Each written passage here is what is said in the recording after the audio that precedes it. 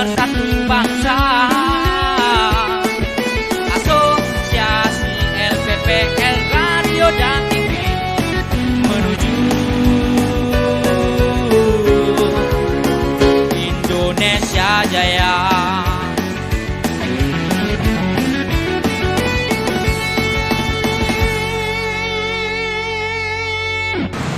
Assalamualaikum warahmatullahi wabarakatuh. Asosiasi LPPL Radio dan Televisi Indonesia dengan bangga mempersembahkan Suara Nusantara, menyajikan kabar aktual, menarik, berimbang, serta dari sumber yang terpercaya.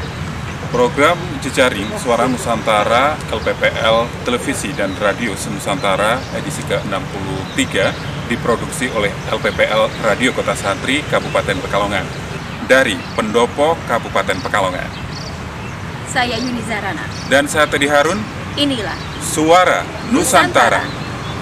Ya Teddy, kita hari ini mengenakan baju kebanggaan Kabupaten Pekalongan. Saya mengenakan rok batik cap. Kalau kamu sendiri tadi? Kalau saya juga mengenakan batik, dan kali ini adalah batiknya bermotif batik poketan ya. Ini adalah akulturasi budaya antara warga Tionghoa dan Jawa. Dan memang setiap hari Jumat kita mengenakan batik dan juga atasan putih ya Teddy.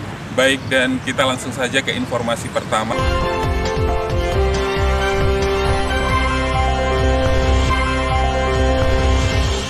Ya, dari LPPL Radio Suara Nusantara bersama reporter Mei Junaidi, Perpustakaan Insan Kamil dipuji istri Gubernur Jawa Barat, Atalia Ridwan Kamil.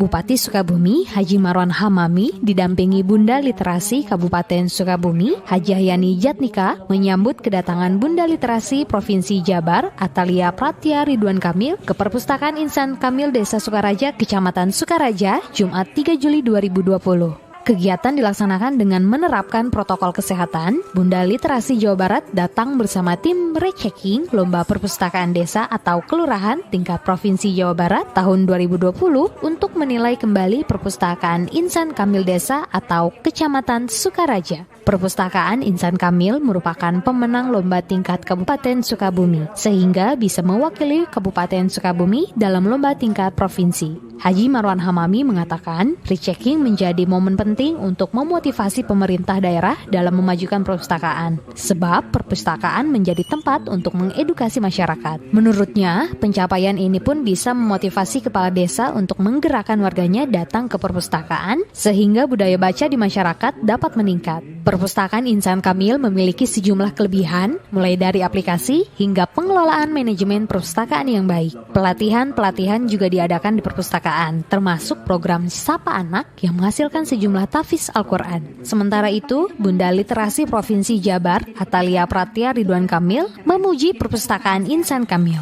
Menurutnya, perpustakaan tersebut luar biasa, mulai dari bangunan hingga buku dibuka tertata dan rapih, termasuk berbagai fasilitas lainnya. Di akhir kegiatan, dilakukan penyerahan buku dari Bunda Literasi Provinsi Jabar, Atalia Pratya Ridwan Kamil, kepada PLT Kepala Dinas Kearsipan dan Perpustakaan Kabupaten Sukabumi, Eman Sulaiman. Demikian informasi disampaikan Dinas Komunikasi Informatika dan Persandian Kabupaten Sukabumi. Dari Sukabumi, Jawa Barat, Kami TV melaporkan.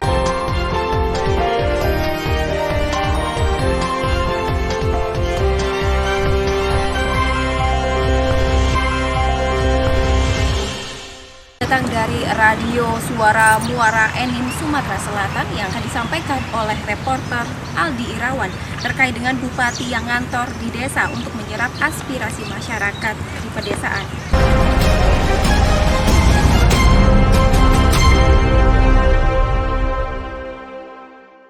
Bunga Desa serap aspirasi masyarakat perdesaan. Pelaksana tugas Bupati Muara Enim Juarsa bersama Kepala OPD terkait kembali melakukan kegiatan rutin Bunga Desa atau Bupati ngantor di desa, tepatnya di Kecamatan Lubai, Kabupaten Muara Enim, Sumatera Selatan. Adapun desa yang mendapatkan giliran kali ini yakni Desa Menanti, Beringin, dan Desa Air Asam, Kecamatan Lubai. Agenda rutin Bunga Desa sendiri dilakukan setiap hari Jumat dan dalam setiap kunjungannya untuk melihat langsung sekaligus menyerap aspirasi masyarakat di perdesaan. Program Bunga Desa ini adalah tidak lain seperti disampaikan oleh Pak Sadarudin tadi, bahwa menjalin hubungan silaturahim antara pemerintah kabupaten dengan masyarakat se-Kabupaten Muara Enim sampai ke tingkat desa. Dengan harapan pemerintah kabupaten bisa menyaksikan langsung, bisa melihat langsung kondisi masyarakat sampai ke tingkat desa, baik ekonomi, baik sosial, baik budaya, baik infrastruktur dan sebagainya.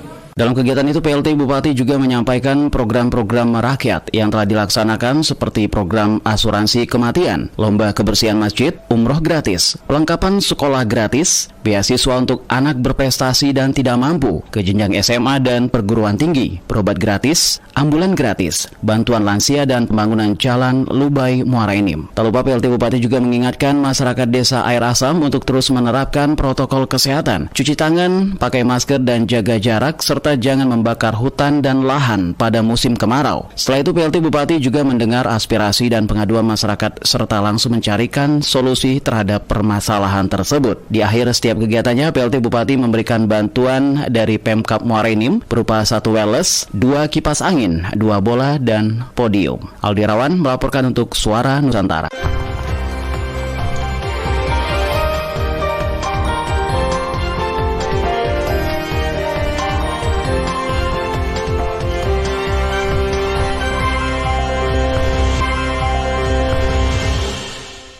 Baik, informasi berikutnya dari LPPL Radio Kota Santri Kabupaten Pekalongan. Memasuki era new normal, Kabupaten Pekalongan telah membuka kembali objek wisata yang ada di Kabupaten Pekalongan. Bersama reporter Lala Fadila. Pemerintah Kabupaten Pekalongan resmi membuka seluruh tempat wisata yang ada di Kabupaten Pekalongan. Setelah beberapa lama ditutup akibat adanya pandemi COVID-19, pemerintah Kabupaten Pekalongan secara resmi membuka kembali tempat wisata di Kabupaten Pekalongan. Pembukaan secara seremonial dilakukan di Wana Wisata Lingko Asri yang merupakan salah satu wisata milik Pemkab Pekalongan. Bupati Pekalongan Asip Holbihi mengatakan, Pemkab membuka semua objek wisata di Kabupaten Pekalongan. Menurutnya, di Kabupaten Pekalongan ada 28 objek wisata yang dikelola oleh Pokdarwis. Sementara yang dikelola oleh pemerintah daerah ada 3, yakni Linggo Asri, Bumi Perkemahan, dan Pantai Depok. Pemkab sendiri sudah menerapkan prosedur COVID-19 dengan wajib memakai masker, menyediakan tempat cuci tangan, dan juga membuat para pengunjung jaga jarak. Bupati Pekalongan Asip Holbihi menjelaskan, sebelumnya tempat wisata di Kabupaten Pekalongan hanya 4 ditambah lolong. Lalu pihaknya bergerak hingga menambah 28 objek wisata yang semua itu merupakan potensi alam Kabupaten Pekalongan yang luar biasa, dari pantai hingga pegunungannya. Kita memulai untuk membuka seluruh wahana wisata di Kabupaten Pekalongan. Yang resmi milik pemerintah itu 3. Kemudian yang merupakan inisiasi dari masyarakat, Pokdarwis, LMDH itu sekitar 28. Ya, ini sungguh pertumbuhan yang sangat signifikan. 4 tahun terakhir ini kita bisa memberikan regulasi dan fasilitasi terhadap berdirinya 28 destinasi wisata baru yang semuanya itu dikelola oleh masyarakat dan in-out dananya juga untuk kemakmuran masyarakat. Ini potensinya masih sangat luar biasa, masih akan tumbuh lagi, banyak sekali destinasi-destinasi wisata baru yang sekarang lagi kita kembangkan ya. Bupati Pekalongan Asip Holbihi mempersilahkan kepada para aparatur sipil negara atau ASN untuk piknik dengan syarat pikniknya di Kabupaten Pekalongan terlebih dahulu. Menurutnya, dengan adanya wisata sejumlah 3 yang milik Pemda dan 28 yang dikelola oleh Pokdarwis, maka butuh waktu yang cukup lama untuk menikmati seluruh destinasi wisata di Kota Santri. Adapun menurut Bupati, destinasi wisata di Kabupaten Pekalongan cukup beragam, yakni wisata belanja khusus batik, wisata pantai, hingga wisata alam pegunungan yang mempunyai kekhasan dan panorama yang cukup indah. Demikian informasinya, saya Lala Fadila dari LPPL Radio Kota Santri Kabupaten Pekalongan mengabarkan untuk Suara Nusantara.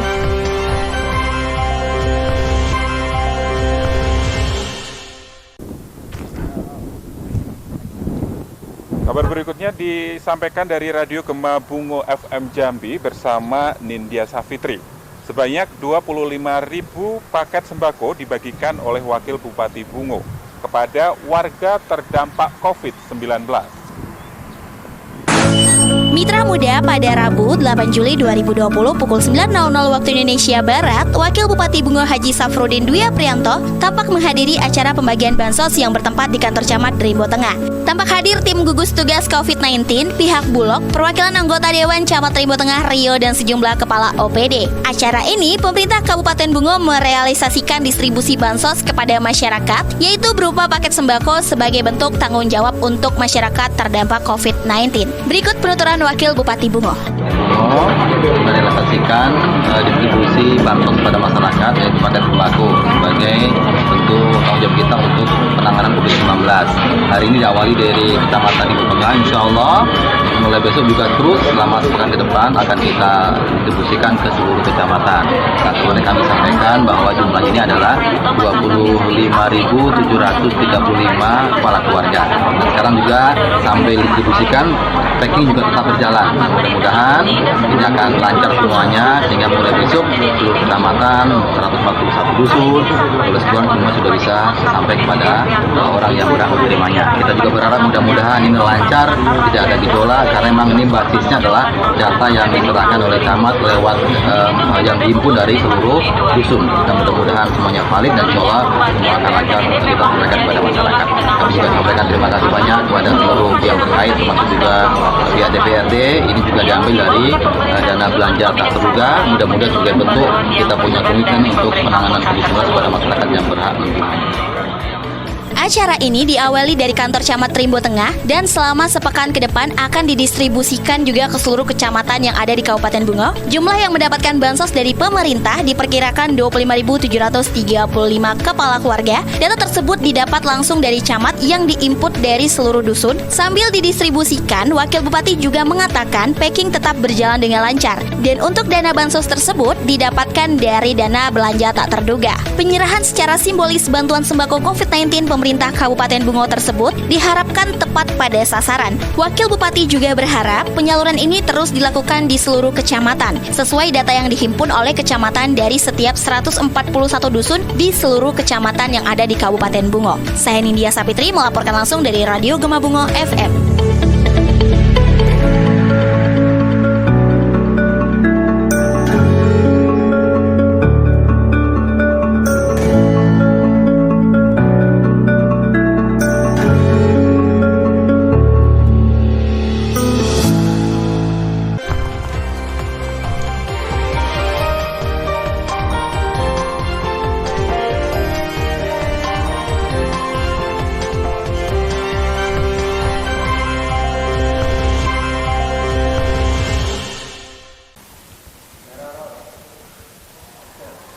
Saudara, saat ini kita berada di depan kantor Dinkominfo Kabupaten Pekalongan, Jawa Tengah.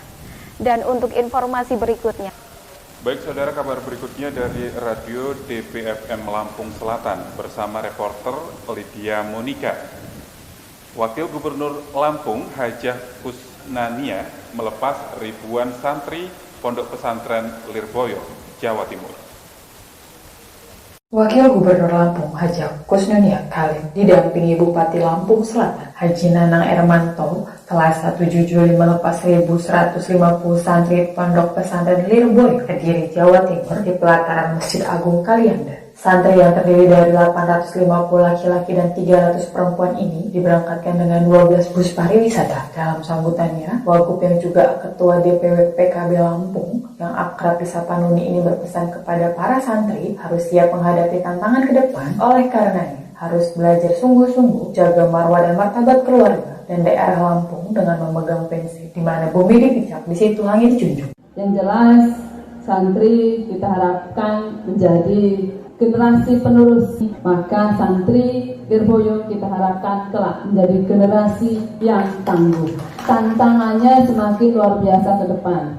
Siapkan diri untuk jadi generasi yang siap menghadapi tantangan-tantangan yang berat ke depan. Tapi saya yakin santri Lirboyo adalah santri yang siap untuk menghadapi tantangan-tantangan pada zamannya ke depan. Dan pesan dari kami yang duduk di pemerintahan, yang pasti Selain belajar dengan sungguh-sungguh jaga marwah dan martabat keluarga, jaga marwah dan martabat Provinsi Lampung, di mana bumi dipijak, di situ langit dijunjung.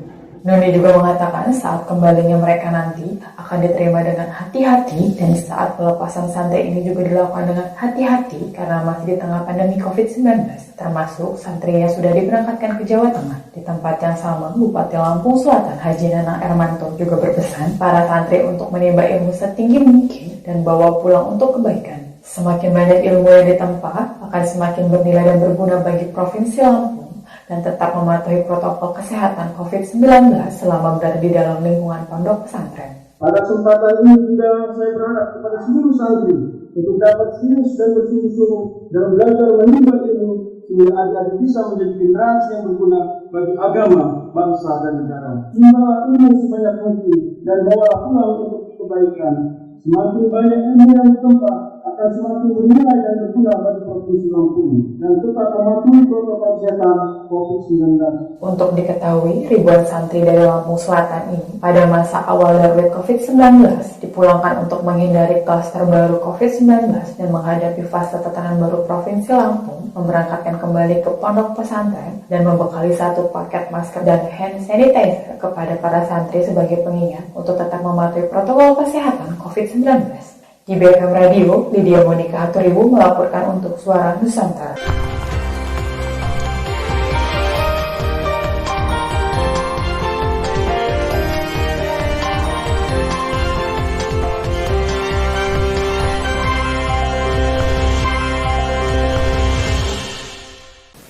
Baik saudara, informasi selanjutnya datang dari Radio Besemah FM Sumatera Selatan yang akan disampaikan reporter Meriani terkait dengan Wali Kota Pagar Alam Alfian Maskoni yang secara simbolis menyerahkan langsung bibit kopi Robusta dan benih padi Inbrida kepada belasan kelompok tani Pagar Alam.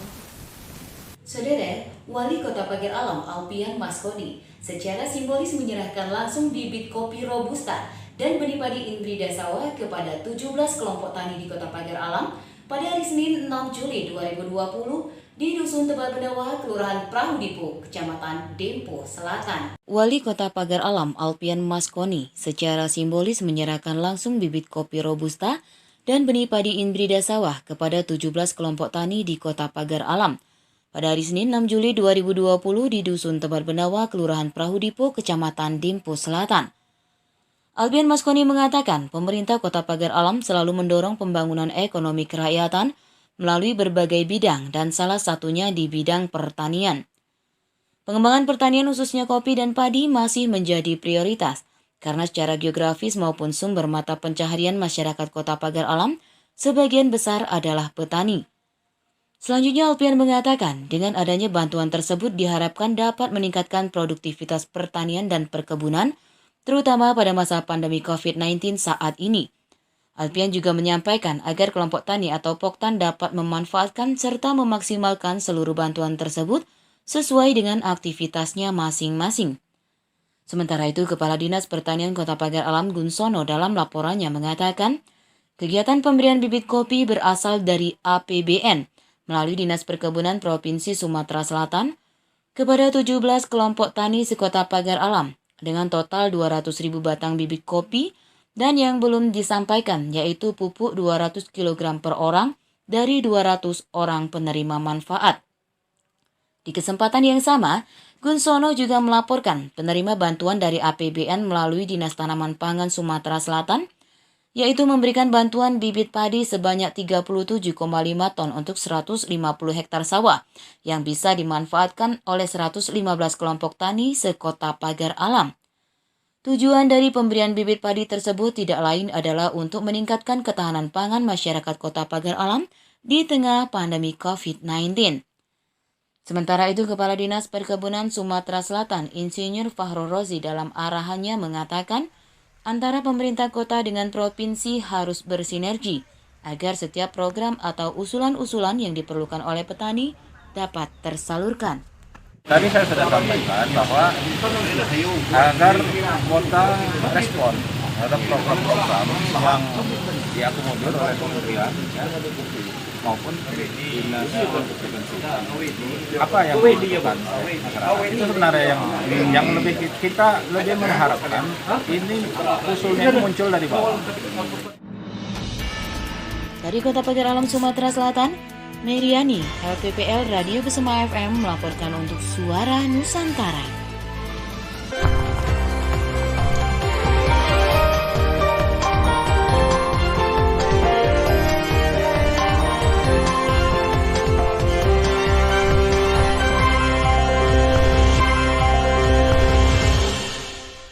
Kabar berikutnya datang dari LPPL Radio Sawah Lunto, Sumatera Barat bersama reporter Ferdian terkait dengan program studi di luar kampus utama atau PSDKU Universitas Negeri Padang yang segera dilaksanakan di Sawah Lunto. Program studi di luar kampus utama PSDKU Universitas Negeri Padang UNP segera dilaksanakan di Sawah Lunto.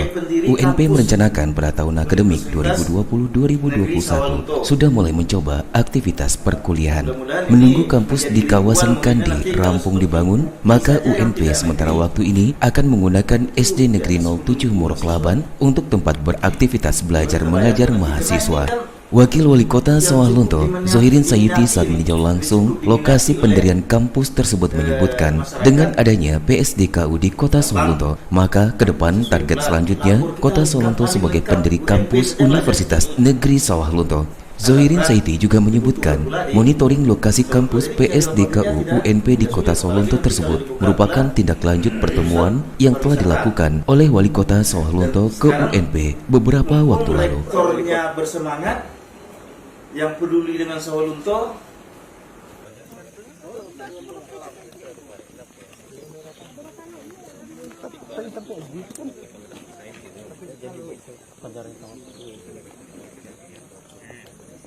hari itu mau dibangun ada dulu, cuman mungkin terlalu komunikasi lo mungkin secara teknis apa? Scorpion.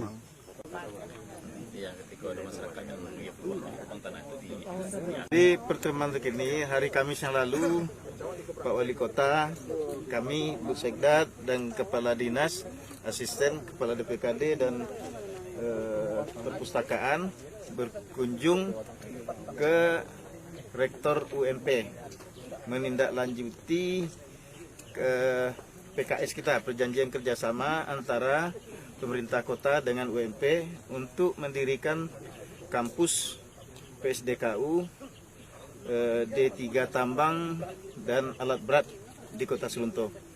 Dan respon dari Rektor UNAN sangat baik sekali, dari Rektor UNP sangat baik sekali, dan mereka akan mengusahakan kampus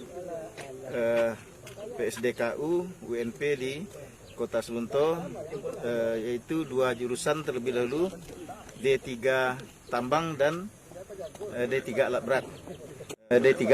Zohirin menambahkan pemerintah kota akan menyediakan tanah seluas 5 hektar untuk dibangunnya kampus PSDKU dengan harapan dampak ekonomi berdirinya kampus tersebut akan dirasakan oleh masyarakat. Tanah 5,1 hektar akan kita serahkan kepada UNP dan bangunan akan kita bangunkan tahun 2021.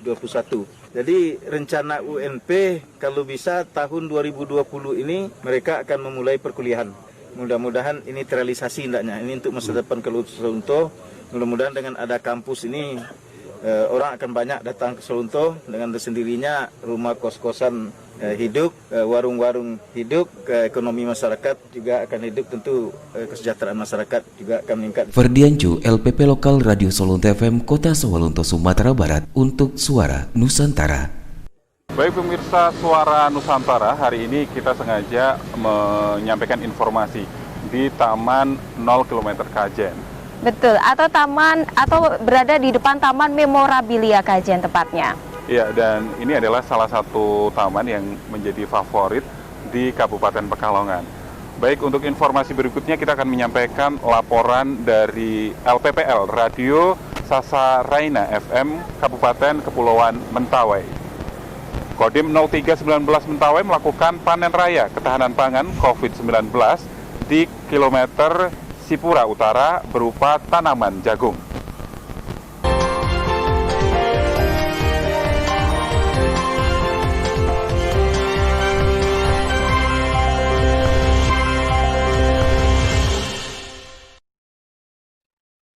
Serahkan BLTDD di 6 desa, Bupati Musirawas Haji Hendra Gunawan himbau masyarakat patuhi protokol kesehatan.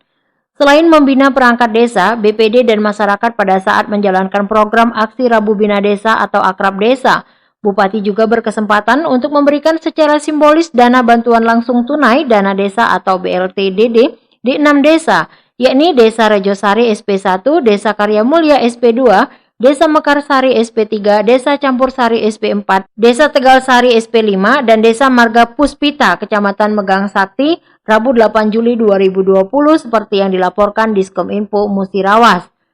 Dalam kesempatan tersebut, Bupati Musirawas Haji Hendra Gunawan mengatakan BLTDD dengan jumlah sebanyak Rp600.000 diharapkan bantuan yang diberikan tersebut dapat dimanfaatkan dengan baik oleh masyarakat yang menerimanya.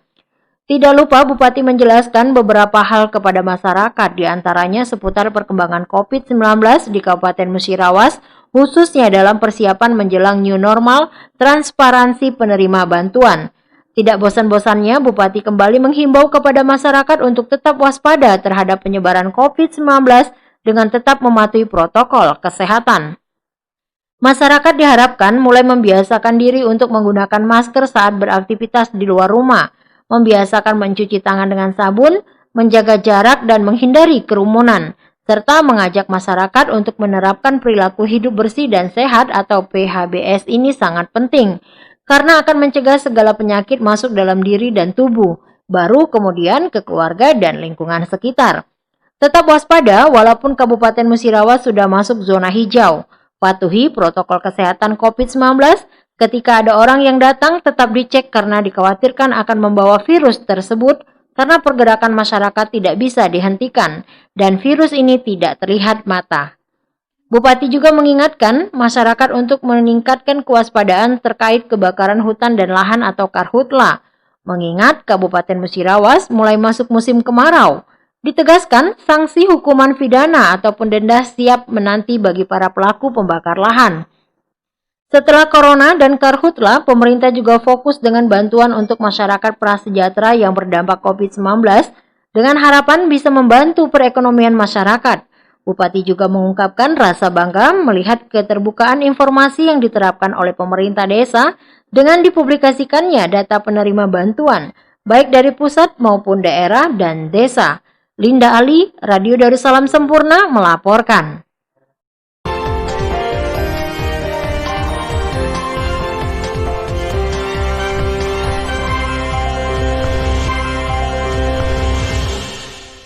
Saudara, kita beralih ke informasi lain yang akan disampaikan LPPL Pringsewu FM Lampung bersama reporter Anton Hapsara. Informasinya terkait dengan Inspektorat Kabupaten Pringsewu yang menerima sertifikat kapabilitas level 3 Sistem Pengendalian Intern Pemerintah atau SPIP dan Aparat Pengawasan Intern Pemerintah atau APIP dari Badan Pengawas Keuangan dan Pembangunan. Inspektorat Kabupaten Pringsewu menerima sertifikat kapabilitas level 3 Sistem Pengendalian Intern Pemerintah SPIP dan Aparat Pengawasan Intern Pemerintah APIP dari Badan Pengawasan Keuangan dan Pembangunan BPKP. Pengumuman dan penyerahan sertifikat secara simbolis dilaksanakan sebelum rapat koordinasi penyampaian hasil pengawasan COVID-19 yang digelar dan dibuka secara virtual oleh Wakil Gubernur Lampung Husnunia Halim Kamis 2 Juli 2020. Dari Aula Utama Kantor Pemkab Pringsewu, Bupati Pringsewu Haji Sujadi mengikuti acara tersebut didampingi Inspektur Kabupaten Pringsewu Andi Purwanto, staf ahli Bupati Pringsewu bidang pemerintahan, hukum dan politik relawan beserta sejumlah pejabat lainnya. Kepala BPKP Perwakilan Lampung Tisyadi mengatakan penyerahan sertifikat level 3 SPIP dan APIP telah melalui pembahasan serta proses yang cukup panjang dan kerja keras semua pihak. Sementara itu, Bupati Pringsewu Haji Sujadi mengaku bersyukur dan bangga atas pencapaian level 3 kapabilitas APIP dan SPIP, mengingat Inspektorat merupakan bagian terpenting bagi terwujudnya penyelenggaraan pemerintahan yang akuntabel dan mendapatkan kepercayaan dari masyarakat. Dengan mencapai level tersebut, pihaknya akan berusaha semaksimal mungkin agar mencapai level 4 sehingga SPBE dan semuanya bisa berjalan baik dan benar sesuai dengan ketentuan yang berlaku. Kabupaten Pringsewu mendapatkan apresiasi kaitan dengan pencapaian level 3 untuk APIP dan SPIP. Adalah suatu kebanggaan karena inspektorat itu adalah bagian terpenting bagi terwujudnya penyelenggaraan pemerintahan yang akuntabel, kemudian mendapatkan kepercayaan dari seluruh rakyat. Dan tentunya dengan dicapainya level 3 ini, kita akan berusaha untuk sampai ke level 4 sehingga betul-betul SPBE dan semuanya pelaksanaan bisa menjadi baik dan benar sesuai dengan ketentuan yang berlaku. Anton Hapsara, LPPL Pringsewu Lampung untuk Suara Nusantara.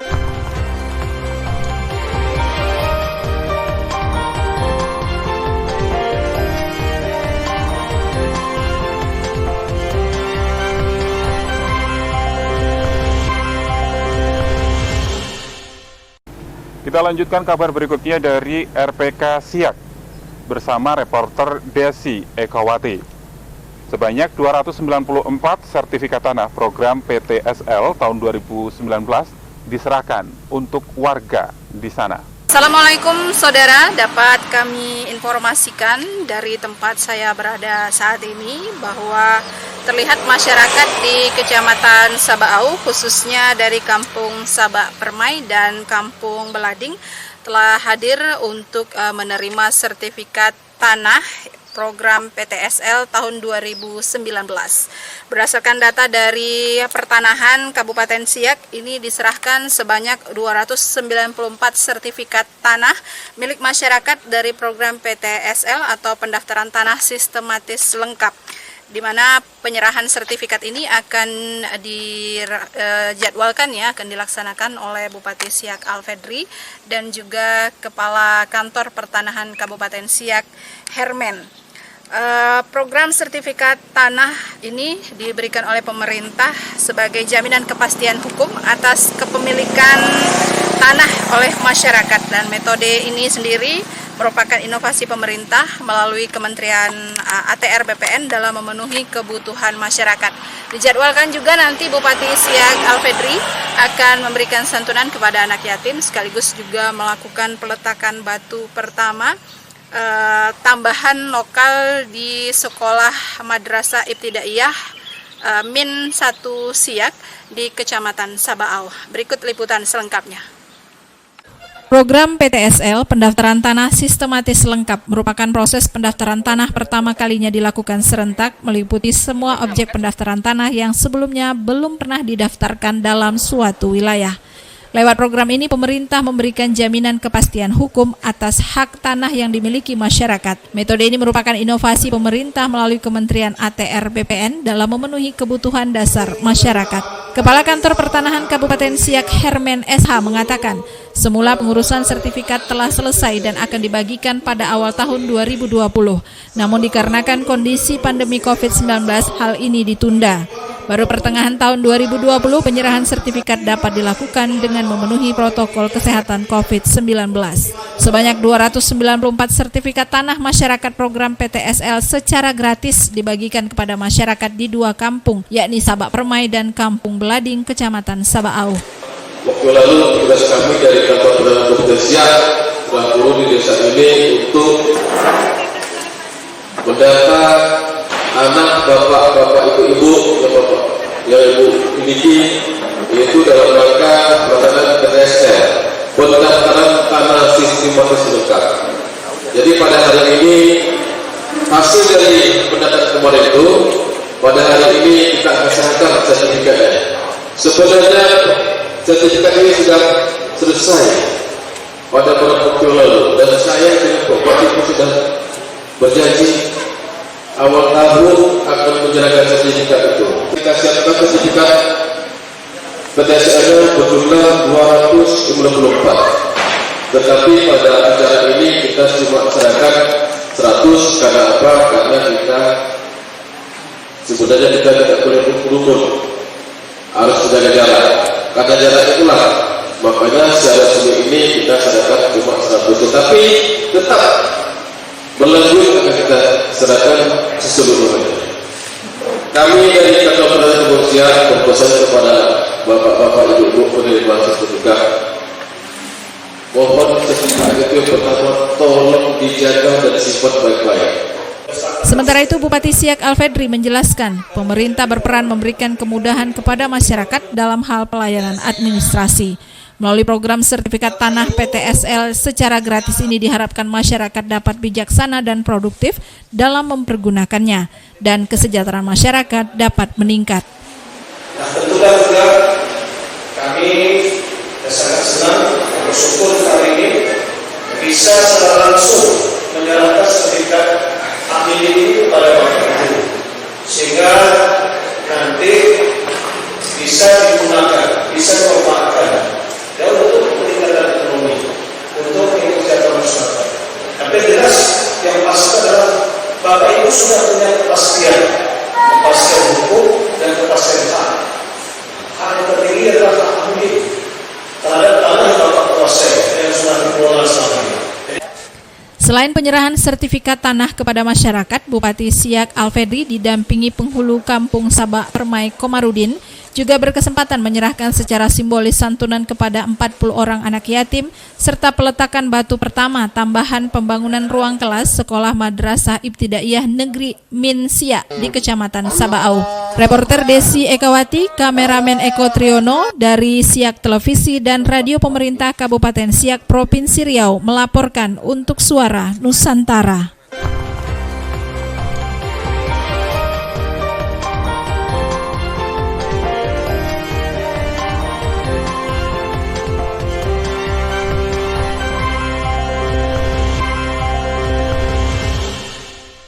Saudara, kita beralih ke informasi dari Radio Ananta Praja Suara Jemberana Bali yang akan dilaporkan oleh reporter Muhtarifah.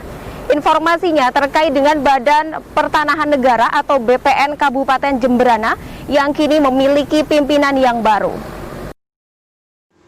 Terima Kepala BPN Jemberana, Bupati Arte soroti aset-aset yang belum terselesaikan. Badan Pertanahan Negara Kabupaten Jemberana kini memiliki pimpinan yang baru. Usai dilantik per 1 Juli 2020, Kepala Kantor BPN Jemberana yang baru, Imade Sumadre, langsung menemui Bupati Putu Arte yang bertempat di ruang VIP pada hari Selasa 7 Juli 2020. Didampingi Sekda Imade Sudiade, Asisten 1 Inengah Ledang, Bupati Putu Arte mengapresiasi kedatangan Kepala Kantor BPN yang baru di Kabupaten Jemberana. Sebagai pejabat baru, diharapkan dapat menjalin kerjasama dan bersinergi dalam menjalankan tugas-tugas di lapangan. Kepada pejabat baru di BPN, Bupati juga memberikan masukan dan informasi. Hingga saat ini, aset-aset pemerintah seperti keberadaan tanah mes sekolah, termasuk tanah-tanah umat masih ada yang belum terselesaikan. Sementara Kepala Kantor BPN Negara, Imade Sumadre, mengaku kedatangannya itu merupakan langkah awal dan silaturahmi kepada Bupati. Selain itu, untuk menyerap berbagai informasi sebelum melakukan langkah dan tugas-tugas di lapangan. Saya Muhtarifah melaporkan dari 99,9 FM Radio Ananta Praja Suara LPPL Kabupaten Jemberana.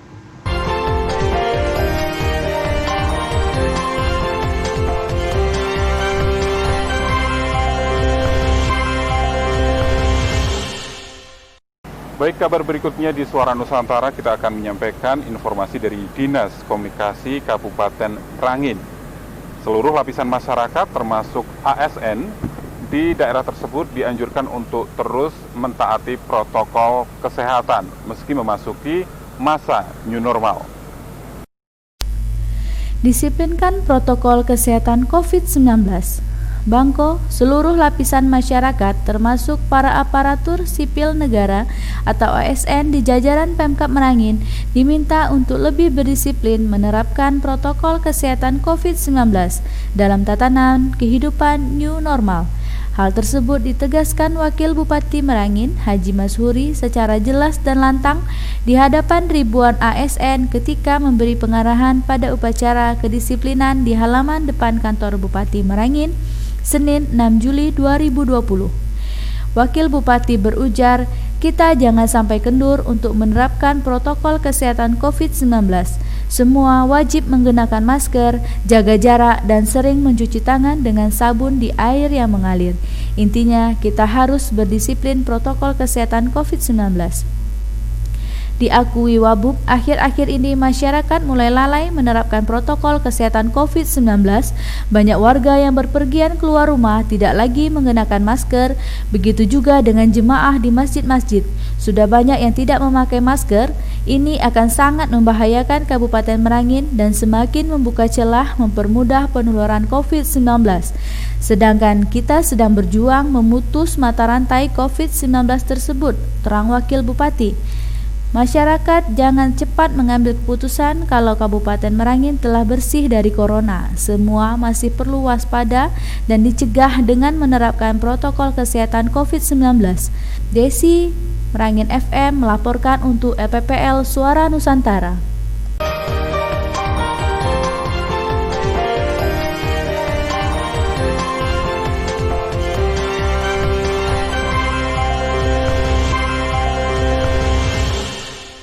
Saudara, informasi selanjutnya datang dari Radio Luhak Nantuo Kabupaten Tanah Datar, Sumatera Barat, yang akan disampaikan reporter Wiwit Dwita terkait dengan Wakil Bupati yang menyampaikan nota jawaban terhadap pandangan fraksi-fraksi DPRD. Inilah Suara Nusantara, edisi 63 LPPL Radio Luhak Nantuo 102,5 FM. Bersama saya, Wiwit Dwita.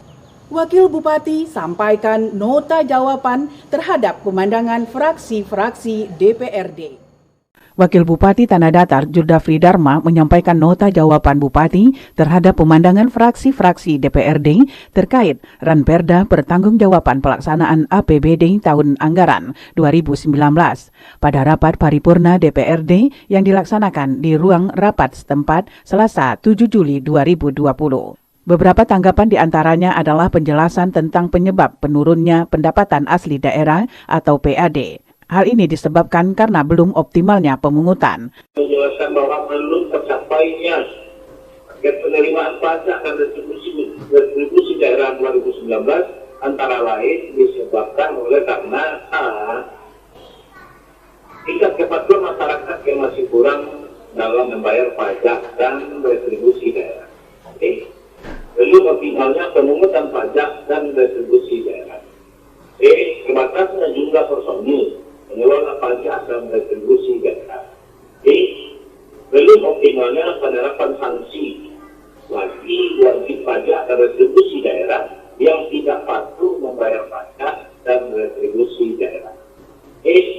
Sistem pemungutan pajak dan retribusi daerah belum didukung oleh teknologi informasi yang memadai.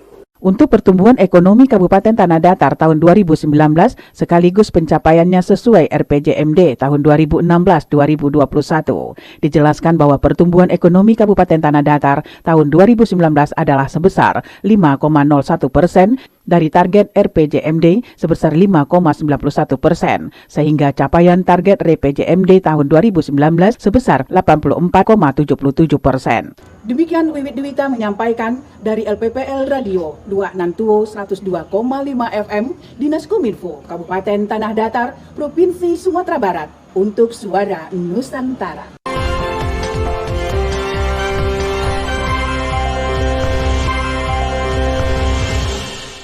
Baik saudara, saat ini kita berada di depan studio LPPL Radio Kota Santri Kabupaten Pekalongan, Jawa Tengah. Kabar berikutnya datang dari Suara Perintis Mutiara Provinsi Jawa Barat. Setelah ditetapkan sebagai zona hijau dalam level kewaspadaan COVID-19 oleh pemerintah Provinsi Jawa Barat, Wakil Presiden Indonesia Kiai Haji Ma'ruf Amin mendatangi 2 institusi pendidikan di Kota Sukabumi. Wakil Presiden Republik Indonesia, Kiai Haji Ma'ruf Amin, mengunjungi SMA Negeri 4 dan Pondok Pesantren Asobariah Kota Sukabumi pada hari Rabu 8 Juli 2020 dalam rangka meninjau kesiapan pembukaan kegiatan belajar mengajar di sekolah. turut mendampingi peninjauan tersebut, diantaranya Menteri Pendidikan dan Kebudayaan Nadiem Makarim, Menteri Agama Fahrul Rozi, Gubernur Jawa Barat Ridwan Kamil, Wali Kota Sukabumi Haji Ahmad Fahmi, dan Wakil Wali Kota Sukabumi Haji Andri S. Hamami. Dalam sambutannya, Wakil Presiden menjelaskan bahwa Kota Sukabumi merupakan daerah pertama yang dikunjunginya selama masa pandemi COVID-19. Ia menambahkan bahwa ia sangat mengapresiasi kinerja pemerintah Provinsi Jawa Barat dan pemerintah Kota Sukabumi dalam penanggulangan COVID-19. Dari hasil peninjauannya, Wakil Presiden mengapresiasi inovasi protokol kesehatan sebagai bentuk kesiapan sekolah menggelar kembali proses pendidikan, seperti di SMA Negeri 4 dengan penggiliran jadwal belajar dengan 3 sistem shift dan penerapan physical distancing. Ia mengharapkan inovasi tersebut dapat dicontoh bagi daerah lain yang berstatus zona hijau. Wakil Presiden juga menyampaikan, saat ini bangsa Indonesia menghadapi tantangan yang besar akibat pandemi COVID-19 yang menyebabkan berbagai dampak pada berbagai bidang, diantaranya bidang perekonomian. Untuk itu ditegaskannya, protokol kesehatan tetap harus diterapkan karena ia sangat mengharapkan status zona hijau dapat dipertahankan di Kota Sukabumi dan terutama karena penyebaran COVID-19 belum berakhir. Jawa Barat kan secara umum masih terkendali kan, artinya di bawah 1 udah hampir 2 bulan kan begitu ya. Tingkat rumah sakit cuma 27%. Jadi angka-angka itulah yang menentukan kebijakan kita dan terkendali tidak terkendali. Saya kira secara umum untuk provinsi yang sebesar kami, tingkat kasus aktif kami kan di urutan ke-6, bukan yang. Ya makanya datang ke sini itu untuk memotivasi daerah lain supaya bisa berlomba-lomba hijau seperti Sukabumi gitu.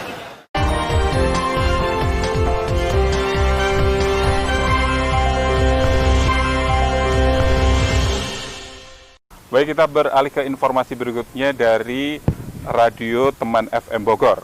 Bupati Bogor meresmikan hunian sementara bagi korban bencana tanah longsor di Kecamatan Sukajaya dan Lusade, Kabupaten Bogor. Bupati Bogor Ade Yasin meresmikan hunian sementara Huntara bagi korban bencana alam tanah longsor di Kecamatan Sukajaya dan Lusade. Peresmian dilakukan dengan cara penyerahan kunci secara simbolis pada para korban bencana wilayah Sukajaya dan Lewisadeng di Kecamatan Sukajaya. Bupati Bogor Ade Yasin mengatakan, unit Huntara diserah terimakan langsung kepada para korban bencana alam. Dengan rincian, 1.713 unit berada di wilayah Kecamatan Sukajaya dan 40 unit lainnya di wilayah Kecamatan Lewisadeng. Pembangunan Huntara tersebut, selain upaya pemerintah daerah dalam penanganan korban bencana, juga merupakan wujud perhatian, kepedulian, dan ketanggapan pemerintah Kabupaten Bogor terhadap masyarakat yang terdampak bencana. Tempat tinggal yang belum lebih baik, tetapi insya Allah lebih baik dari yang kemarin dan insya Allah akan menempati yang lebih baik lagi dari hari ini. Bupati Bogor Ade Yasin berharap Huntara bisa bermanfaat meski tampak sederhana, namun jauh lebih nyaman bila dibandingkan dengan tempat pengungsian. Semoga Huntara dapat menjadi sarana untuk mulai membina kembali kehidupan keluarga yang selama ini tinggal di pengungsian. Selain Huntara, pemerintah Kabupaten Bogor juga telah menetapkan pembangunan hunian tetap (Huntap) di Desa Sukaraksa dan Desa Cigudeg, Kecamatan Cigudeg, serta Desa Uruk, Kecamatan Sukajaya, sebagaimana rekomendasi dari Badan Geologi bagi 852 kepala keluarga wilayah Kecamatan Nanggung dan 262 KK wilayah Kecamatan Gudeg. Selain peresmian Huntara, pihaknya juga menyerahkan sejumlah bantuan sosial, yakni bantuan sebanyak 17.530 kg beras dari pemerintah Kabupaten Bogor bagi 1.753 kepala keluarga terdampak bencana, serta bantuan langsung tunai sebesar 3,7 miliar dari Kementerian Sosial. Inggar Pelda, Radio Tegar Beriman, melaporkan untuk Suara Nusantara.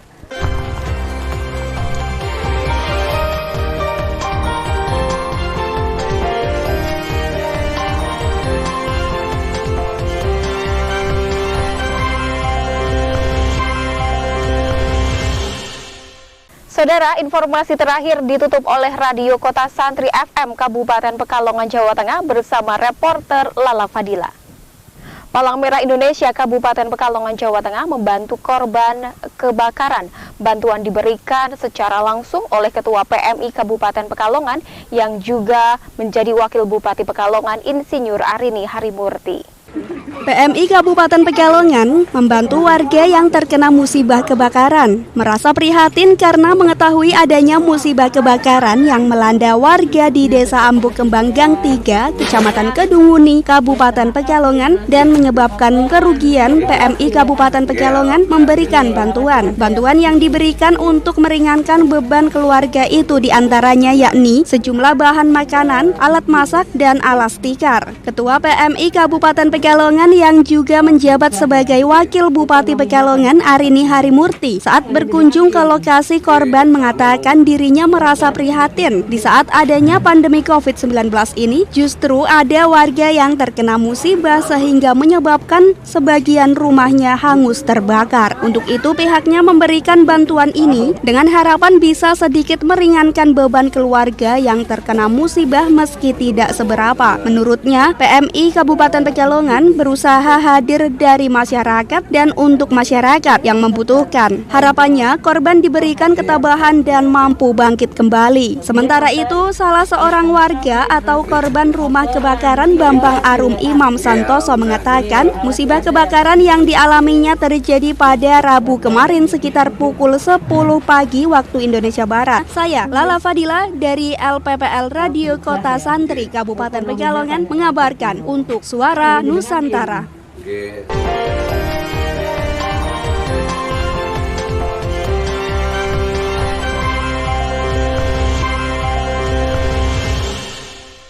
Demikian Suara Nusantara edisi ke-63 bersama kami LPPL Radio Kota Santri Kabupaten Pekalongan, Jawa Tengah. Sampai ketemu di Suara Nusantara berikutnya. Wassalamualaikum warahmatullahi wabarakatuh.